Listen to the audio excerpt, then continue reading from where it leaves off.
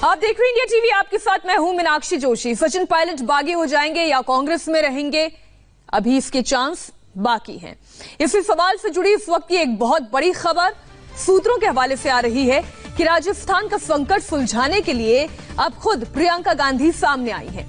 प्रियंका गांधी खुद सचिन पायलट से बात कर रही हैं।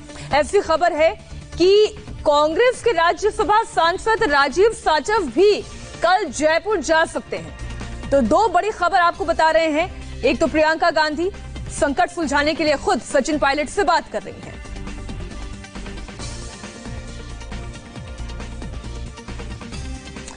हमारे साथ संवाददाता विजय लक्ष्मी जुड़ी हुई हैं, देवेंद्र पराशर हैं और मनीष भट्टाचार्य लगातार जयपुर से अपडेट्स दे रहे हैं राजस्थान के इस राजनीतिक घटनाक्रम पर। विजय लक्ष्मी, सबसे पहले आप ये बताएं कि प्रियंका गांधी को इंटरवीन करने की नौबत आ गई है, क्या वो खुद सचिन पायलट से बात कर रही हैं?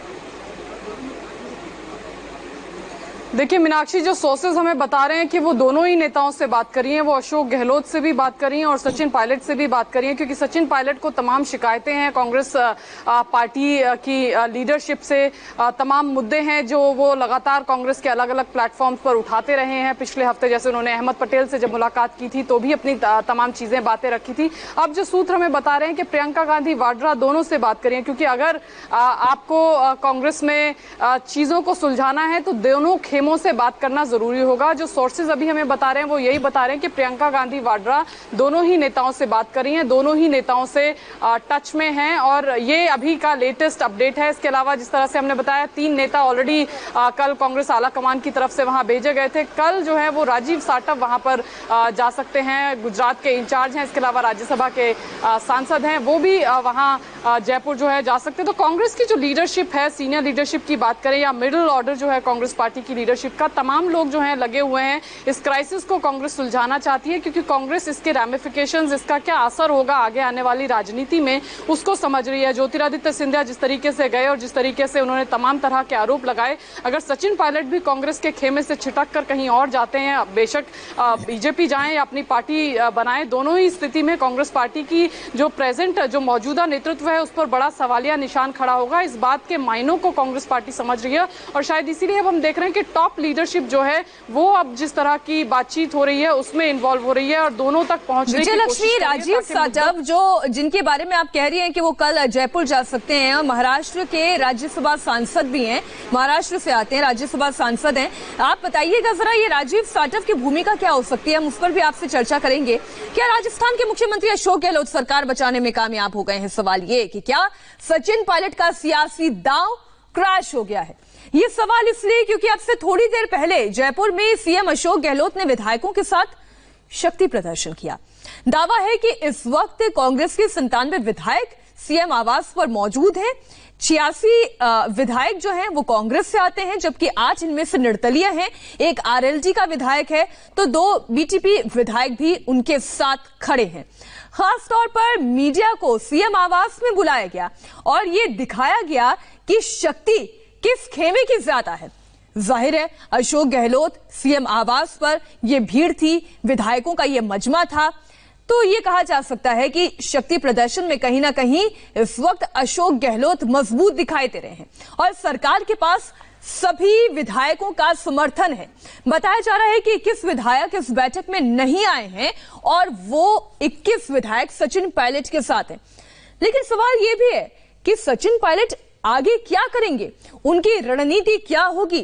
वो बार बार ये इशारा दे चुके हैं वो बीजेपी में नहीं जाने वाले, लेकिन हमने आपको बीजेपी के सीनियर लीडर उमा भारती का भी बयान दिखाया जिसमें उन्होंने कहा कि सचिन पायलट जैसे युवा और ऐसे नेता जिनकी कांग्रेस में कोई पूछ नहीं है, अगर वो हमारे साथ जुड़ते हैं तो ये पार्टी के लिए भी अच्छा होगा, सचिन पायलट के लिए भी बेहतर होगा।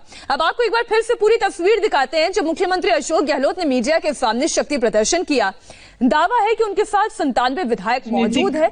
संख्या देखते हुए यह अंदाजा लगता है कि मीडिया को सीएम आवास के भीतर बुलाना, उसी मीडिया को जिन्हें अब तक दरवाजे से, चौहद्दी से बाहर कर रखा था, मीडिया को भीतर बुलाया गया और फिर शक्ति प्रदर्शन किया गया। आवास पर तमाम विधायक यहाँ पर बैठे हुए हैं। आप देखिए, ये वो विधायक हैं जो मुख्यमंत्री के पास आए हुए हैं। नंबर गेम में मुख्यमंत्री बार बार ये कह रहे हैं कि उनकी सरकार नहीं गिरेगी।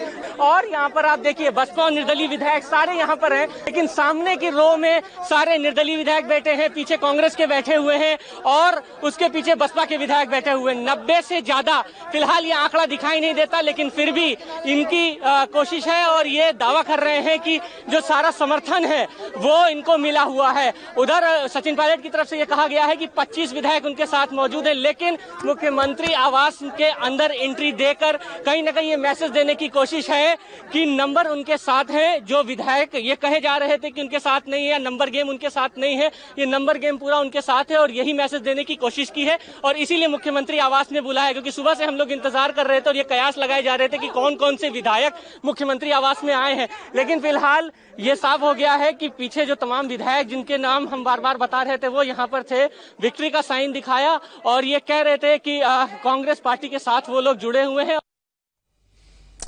अब आपको हम सीएम हाउस की ये तस्वीर और ज्यादा करीब से दिखाते हैं। मुख्यमंत्री अशोक गहलोत के सामने विधायकों ने कांग्रेस जिंदाबाद के नारे लगाए, जरा सुनिए।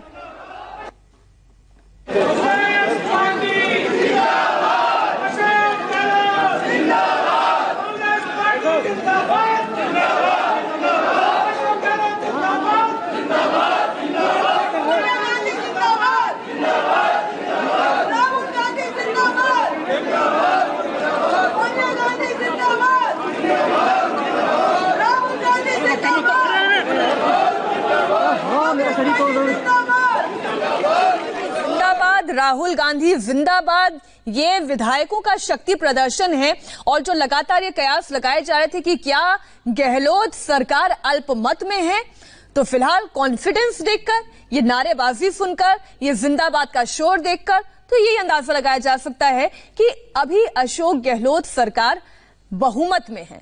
अब सचिन पायलट का क्या होगा, उनकी आगे की रणनीति क्या होगी?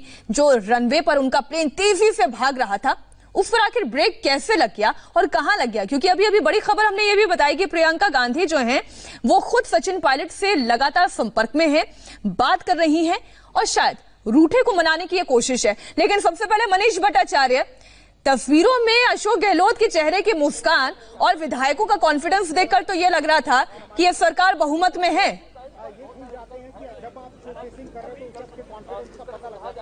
देखिए, बिल्कुल बॉडी लैंग्वेज से साफ है कि अशोक गहलोत का जो कॉन्फिडेंस है वो बहुत ज्यादा है। मीनाक्षी, इन सब चीजों के बीच में एक चीज ये देखने वाली बात है कि अशोक गहलोत ने तो जाहिर कर दिया कि उनके साथ बहुमत है, उनके साथ विधायक है।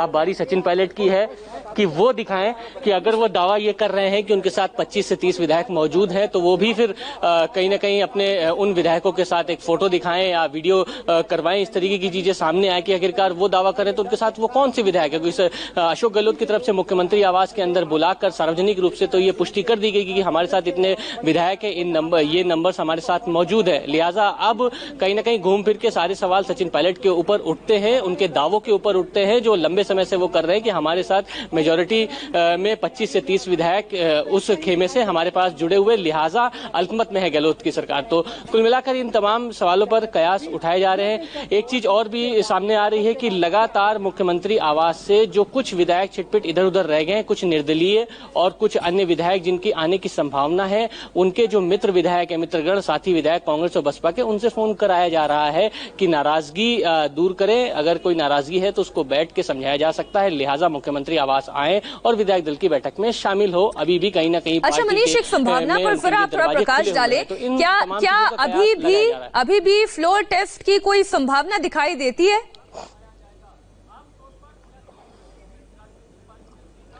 देखिए, इस बात की अभी संभावना इसलिए भी नहीं है क्योंकि वन साइडेड गेम ही चल रहा है। पुष्टि ठीक है, वन साइडेड गेम चल रहा है। हम विजय लक्ष्मी का रुख करते हैं। विजय लक्ष्मी, सचिन पायलट कहाँ है इस वक्त?